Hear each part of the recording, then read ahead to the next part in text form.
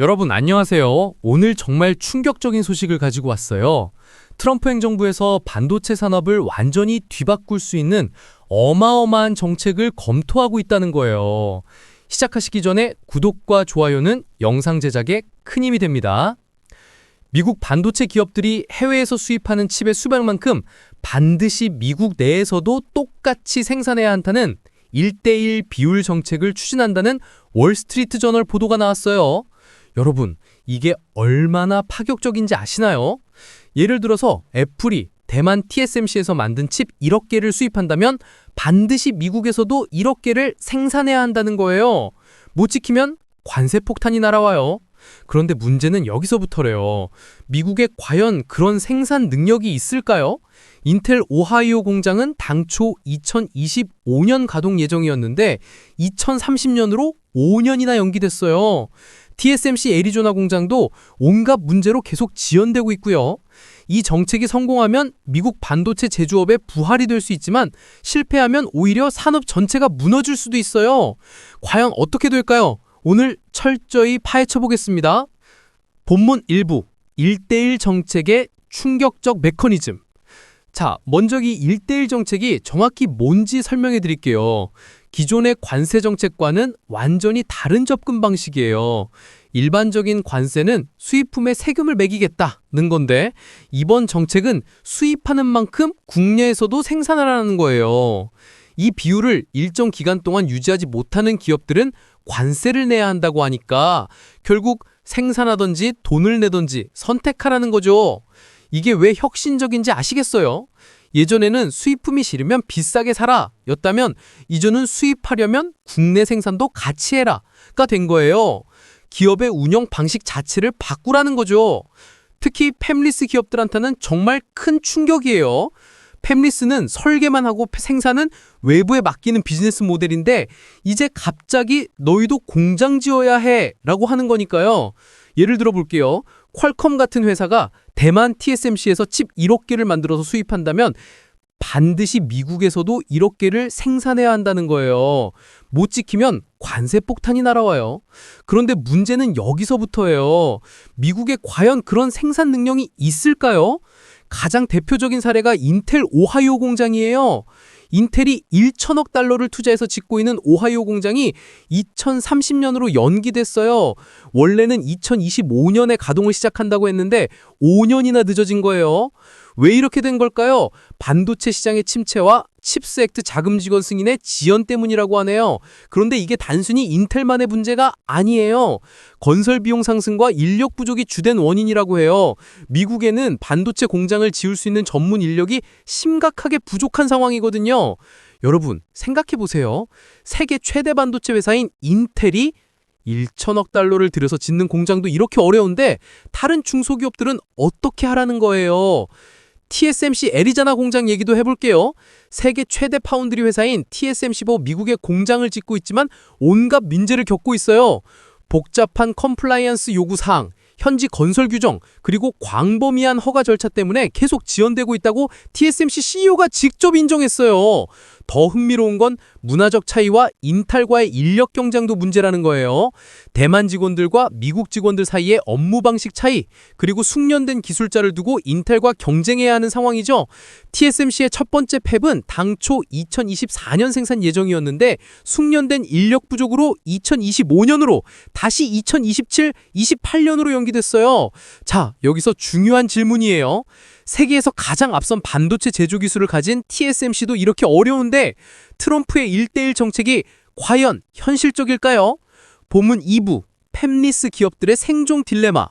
이제 이 정책이 실제 기업들에게 어떤 영향을 미칠지 생각해보죠. 가장 큰 타격을 받을 곳은 팹리스 기업들이에요. 퀄컴, 브로드컴, AMD 같은 회사들 말이죠. 이들은 지금까지 설계에만 집중하고 생산은 대만이나 한국에 맡겨왔거든요. 그런데 갑자기 수입하는 만큼 미국에서도 생산하라 라고 하면 어떻게 될까요? 첫 번째 선택지는 자체 공장을 짓는 거예요. 하지만 반도체 공장 하나 짓는데 수백억 달러가 들어요. 그리고 앞서 봤듯이 인텔도 TSMC도 다 어려워하는 상황이에요. 두 번째는 미국 내 파운드리 회사와 계약을 하는 거예요. 하지만 미국에는 글로벌 팹이나 타워 제조 정도밖에 없고 이들의 생산 능력은 아시아 파운드리에 비해서 턱없이 부족해요. 세 번째는 관세를 내고 계속 수입하는 거죠. 하지만 관세율이 얼마나 될지 그리고 그게 지속 가능한지 아무도 모르죠. 특히 작은 스타트업들은 정말 절망적이에요.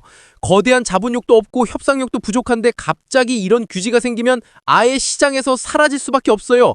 글로벌 공급망 재편의 거대한 파장. 이 정책의 영향은 미국만의 문제가 아니에요. 전 세계 반도체 공급망이 완전히 재편될 수 있거든요. 먼저 대만을 생각해 보세요. TSMC는 전 세계 파운드리 시장의 60% 이상을 점유하고 있어요. 그런데 미국 고객들이 갑자기 주민량을 줄인다면 대만 경제 전체가 흔들릴 수 있어요. 중국은 또 어떨까요?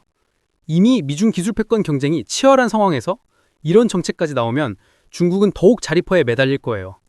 결국 글로벌 공급망이 미국, 중국으로 완전히 분리될 수도 있어요. 우리나라는 어떨까요? 삼성과 SK하이닉스 같은 메모리 반도체 회사들은 상대적으로 영향이 적을 수 있어요. 하지만 시스템 반도체 분야에서는 영향을 받을 수밖에 없겠죠. 기업들의 전략적 대응 방안. 그럼 기업들은 어떻게 대응해야 할까요? 첫 번째는 공급망 다변화예요. 한 곳에만 의존하지 말고 여러 지역에 분산하는 거죠. 하지만 이것도 쉽지 않아요. 반도체 제조는 워낙 복잡하고 전문적인 분야라서 맘대로 옮길 수 있는 게 아니거든요. 두 번째는 미국 내 생산 능력 확보예요. 직접 공장을 짓거나 기존 파운드리와 장기 계약을 맺는 거죠. 하지만 앞서 봤듯이 현실적으로 어려운 점이 많아요. 세 번째는 정책 로비예요. 지금이 바로 골든타임이에요. 정책의 세부 사항이 확정되기 전에 업계의 목소리를 전달해야 해요. 예를 들어서 1대1 비율을 한 번에 적용하는 게 아니라 몇 년에 걸쳐 단기적으로 도입하자고 제안할 수 있어요. 또는 연구개발용 칩이나 레거시 칩은 예외로 하자고 요구할 수도 있고요. 정책의 현실적 한계와 부작용. 솔직히 말하면 이 정책에는 현실적 한계가 많아요. 가장 큰 문제는 시간이에요. 반도체 공장 하나 짓는데 최소 3에서 5년은 걸려요. 그런데 정책은 내년부터 적용될 수도 있거든요. 시간적으로 맞지 않아요. 두 번째는 비용이에요. 미국에서 반도체를 생산하는 비용은 아시아보다 훨씬 비싸요. 인건비도 높고 규제도 복잡하고 인프라도 부족해요. 세 번째는 기술력이에요. 최첨단 공정의 경우 TSMC나 삼성 같은 회사들이 압도적으로 앞서 있어요. 미국에서 갑자기 따라잡기는 어려워요. 네 번째는 인력이에요. 미국에는 반도체 제조 전문가가 심각하게 부족해요. 공장을 지어도 돌릴 사람이 없다면 무슨 소용이 있을까요? 이런 문제들 때문에 정책의 의도는 좋지만 실제로는 미국 반도체 산업에 오히려 해가 될 수도 있어요. 한국 반도체 기업들에게 미칠 영향. 우리나라 기업들은 어떨까요? 삼성의 경우는 복잡해요. 삼성은 메모리 반도체로는 세계 1위지만 파운드리 산업도 하고 있거든요. 특히 텍사스에 공장을 짓고 있으니까 이번 정책이 어떻게 대응하느냐에 따라 기회나 될 수도 있어요. SK하이닉스는 상대적으로 영향이 적을 것 같아요. 메모리 반도체가 주력이고 미국 고객들도 대부분 완제품을 수입하는 형태니까요. 하지만 중장기적으로는 우리나라 전체 반도체 생태계에 영향을 미칠 수 있어요.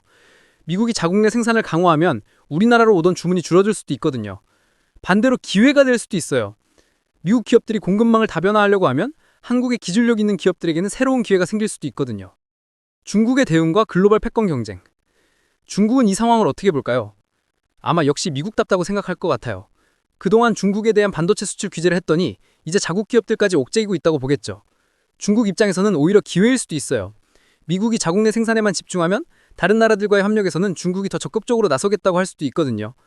실제로 중국은 자체 반도체 생태계 구축에 엄청난 투자를 하고 있어요. SMIC 같은 파운드리 회사들의 기술력도 계속 향상되고 있고요. 결국 이번 정책은 미중 기술 패권 경쟁을 더욱 가속화시킬 것 같아요. 두 나라가 완전히 분리된 공급망을 만들어가는 과정에서 다른 나라들은 어느 쪽을 선택할지 고민해야 할 거예요. 본문 3부, 미래 전망과 시나리오 분석. 그럼 이 정책이 실제로 시행되면 어떻게 될까요? 몇 가지 시나리오를 생각해 볼게요.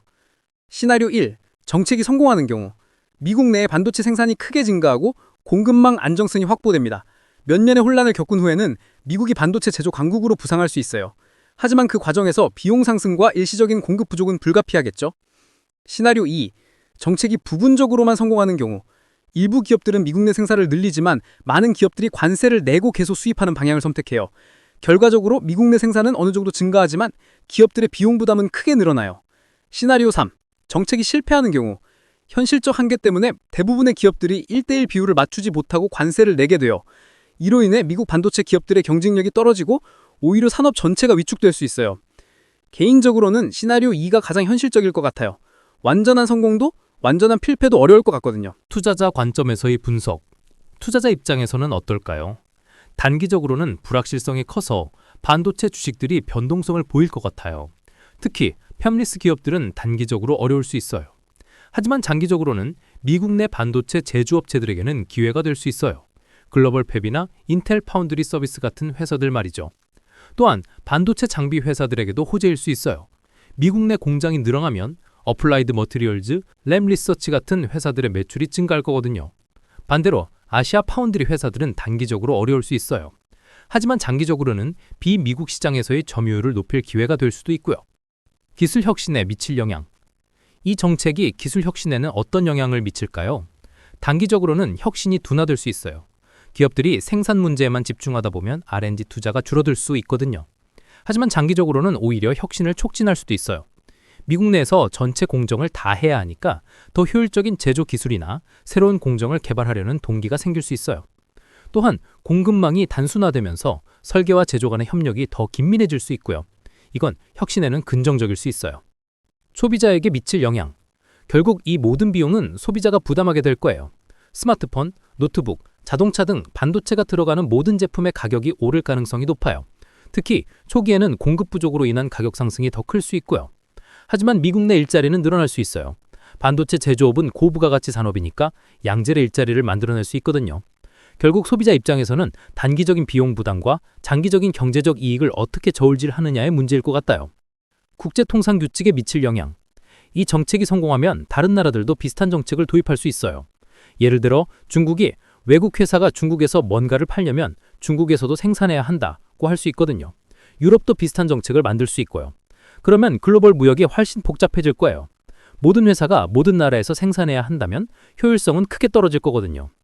WTO 같은 국제기구에서도 이런 정책이 자유무역 원칙에 어긋난다고 문제 제기할 수 있어요. 새로운 통상 분쟁의 씨앗이 될 수도 있겠죠. 마무리 멘트. 와, 정말 긴 여행이었네요. 오늘 트럼프의 반도체 1대1 정책에 대해서 정말 깊이 있게 파헤쳐봤어요. 정리하면 이런 거예요.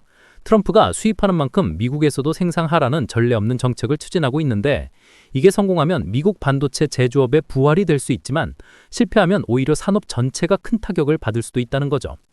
인텔 오하이오 공장이 5년이나 연기되고 TSMC 애리조나 공장도 온갖 문제를 겪고 있는 상황에서 과연 이 정책이 현실적으로 가능할까요? 저는 솔직히 회의적이에요. 하지만 분명한 건 이 정책으로 인해 글로벌 반도체 공급망이 완전히 재편될 거라는 점이에요. 대만, 중국 그리고 우리나라 같은 반도체 강국들도 새로운 전략을 세워야 할 시점이 왔어요. 특히 우리나라 기업들은 이번 변화를 위기이자 기회로 봐야 할 것 같아요. 삼성이나 SK 하이닉스 같은 대기업들은 어떻게 대응할지, 그리고 우리나라 정부는 어떤 정책을 내놓을지 정말 관심 있게 지켜봐야겠어요. 무엇보다 중요한 건 이런 큰 변화의 흐름을 제대로 이해하고 준비하는 거예요. 반도체는 이제 단순한 산업이 아니라 국가 안보에 직결된 전략 자산이 됐거든요.